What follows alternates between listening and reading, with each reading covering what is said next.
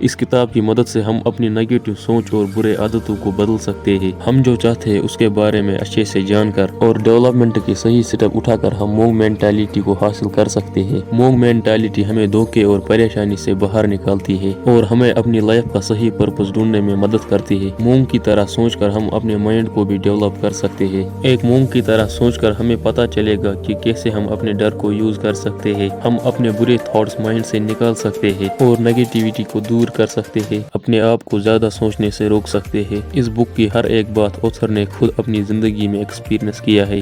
تو چلیے شروع کرتے ہیں پہلے چیپٹر سے، جس کا نام ہے لیٹ اٹ گو۔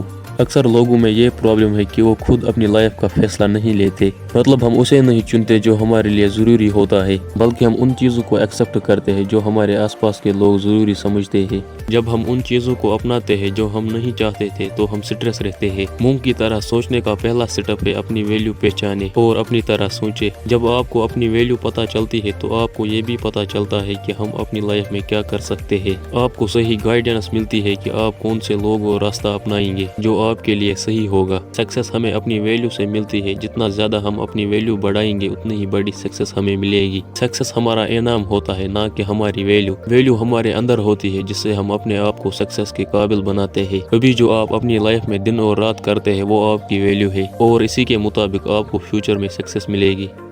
فیئر، بہت لوگ اپنی لائف میں کچھ کرنا چاہتے ہوں گے لیکن شاید ڈر کی وجہ سے نہیں کر پاتے۔ ڈر ہمیں اپنی کوالٹی سے دور کرتی ہے۔ جب آپ ڈر اور مشکلاتوں کا سامنا کرتے ہیں تو آپ محسوس کرتے ہیں کہ آپ ان سے نپٹ سکتے ہیں، لیکن جب آپ ڈر کی وجہ سے رکے رہتے ہیں تو آپ کو پتہ نہیں چل پاتا کہ آپ کیا کر سکتے ہیں۔ جب آپ ڈر رہے ہو تو سوچیں کہ جس چیز سے آپ ڈر رہے ہو کیا واقعی میں اس سے ڈرنا چاہیے۔ زیادہ تر لوگوں میں فضول ڈر ہوتا ہے۔ آپ کو ان لوگوں اور نیگیٹیوٹی سے دور رہنا چاہیے جو آپ کو نیگیٹو فیلنگ اور ڈرا دیتے ہیں۔ ڈر ہمیں صرف محسوس ہوتا ہے، نہ کہ ہمارا ہاتھ پکڑ کے ہمیں پیچھے کھینچتی ہے، تو ہم اس محسوس کو روک سکتے ہیں۔ اپنے من کو صاف کریں اور ان لوگوں سے رہے جو خوش اور پازیٹیو رہتے ہیں۔ اپنے من کو پازیٹیوٹی سے بھر کر ہم اپنے ڈر کو بھگا سکتے ہیں۔ کوئی بھی ہمارے لیے ہماری لائف کو نہیں بناتا، ہمیں اپنے ارادوں کو پورا کرنے کے لیے خود ہی ڈیسیجن لینا ہوگا۔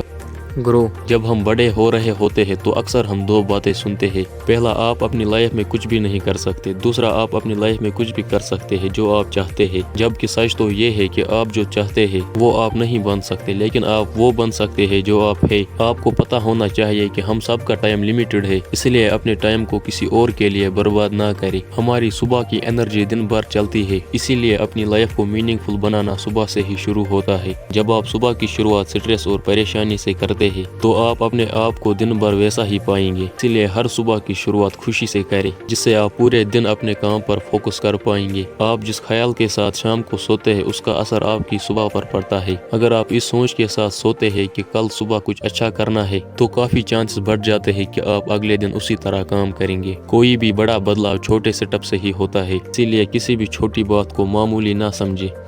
مائنڈ، جب ہمارے من میں چنتا والے تھاٹ آتے ہیں تو ان سے پریشان ہونے کے بجائے دیکھیں کیا انہیں ٹھیک کیا جا سکتا ہے اور کوشش کریں اسے ٹھیک کرنے کی۔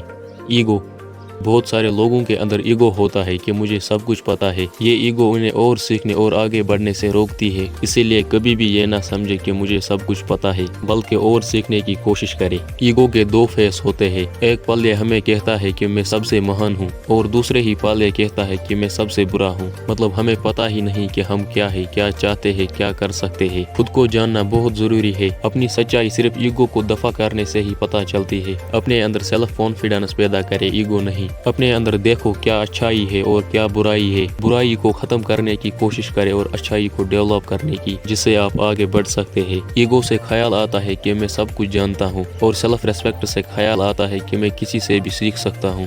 گیو، جو لوگ تھینک فل ہوتے ہیں انہیں دن کے آخر میں کم تناؤ ملتا ہے۔ آپ کے تناؤ کو کم کرنے کے لیے آتھر نے کچھ طریقے بتائے ہیں۔ ہر رات ان چیزوں کو یاد کریں جن کے لیے آپ تھینک فل ہیں، اور صبح یاد کیجئے کہ میری لائف میں کتنا بدلاؤ ہوا ہے۔ جب آپ سیم کام کو سیم ٹائم پر کرتے ہیں تو وہ کام آپ کے مائنڈ میں میموری کی طرح سیو ہوتا ہے، اور اس کام کو آپ بنا کسی الارم کے ٹائم پر کرنے لگتے ہیں۔ مونگ ہر سمے ہر چیز کے لیے تھینک فل رہنے کی کوشش کرتے ہیں۔